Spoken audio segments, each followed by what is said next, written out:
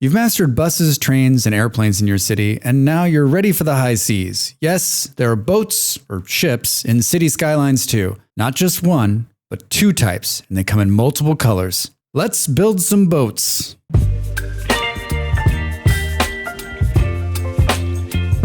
Shipping can be unlocked early, but feels like a mid to late game ad. To be honest, I always get done with all the other transit and say, wait, they're boats!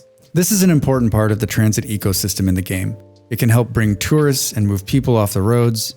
The big ad here is moving cargo from faraway lands and reducing overall truck traffic. First step is finding a good location for both harbors. They will need a good amount of space and, of course, need to be on the water and have a connection to the outside seaway. I'm going to start with the passenger harbor first. I like to place it somewhere with good access to the other transit options. Having it walkable to a populated area would be awesome. To place it, go to Transportation, Water, select Harbor, find the location and the place.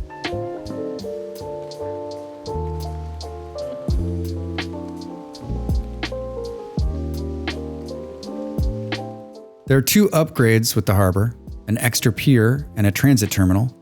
I'm going to skip the pier for now, but we'll add the transit terminal as we're going to connect it to our existing bus lines.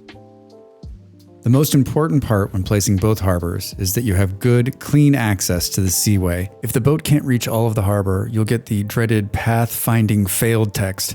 This is most likely having to do with where the harbor is sitting or that you aren't connecting to the edge. This is the most frustrating part of the harbor building process, and it can be a little tricky. Two things that might help. Make sure you own the square of the city connection. Also, if you're getting an error and cannot connect the sea lane, sometimes destroying the harbor and replacing it can help.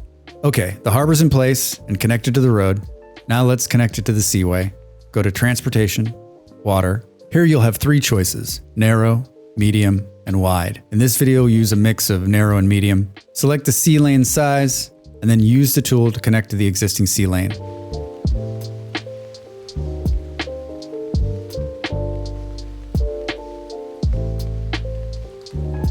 Or, just like with the other transit options, you can connect to the edge of the map to create a new connection. The sea lanes are connected. Now let's set a new route. Open Transportation, Water, Passenger Ship Line tool. And just like with trains and buses, we'll create a new route. Click on the harbor as the first stop, and then find the city connection at the edge of the map.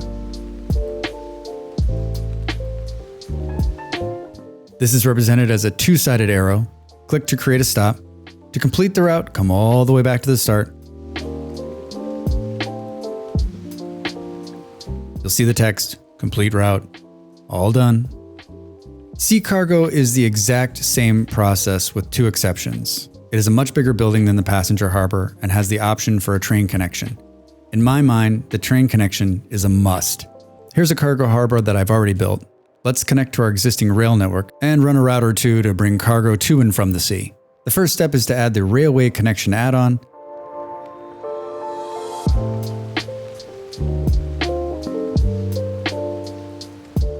Now that it's in place, open Transportation, Train.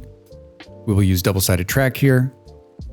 Let's connect to our existing track, or if we don't have a train cargo terminal, you can connect to another city by running the rail to the edge of the map. Okay, now we'll use the Cargo Railway Route tool to create a couple of routes to connect the cargo harbor to the rest of the wide world.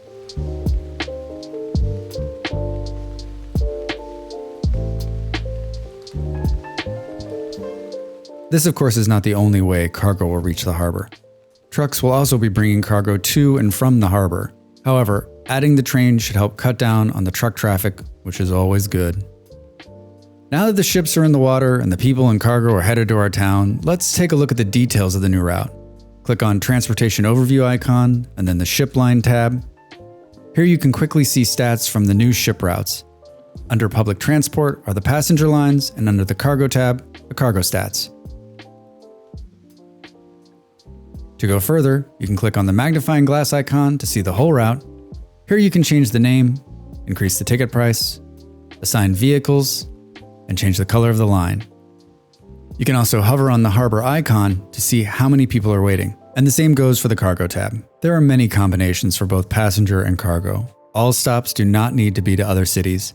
You can ferry both cargo and passengers intercity to harbors throughout. Harbors are fun. I really enjoy setting them up and connecting them to the city. I especially enjoy passenger harbors. I like watching all the people coming and going from the harbor. The cargo harbors can be a challenge as truck traffic can be a bit unruly, but that's for another video. If you're interested in more sea harbor building fun, I recently added harbors on my Twitch playthrough. Video at the top of the screen. Remember, you can share all of your city skyline to boat stories with me in the comments section below. As always, thanks for watching.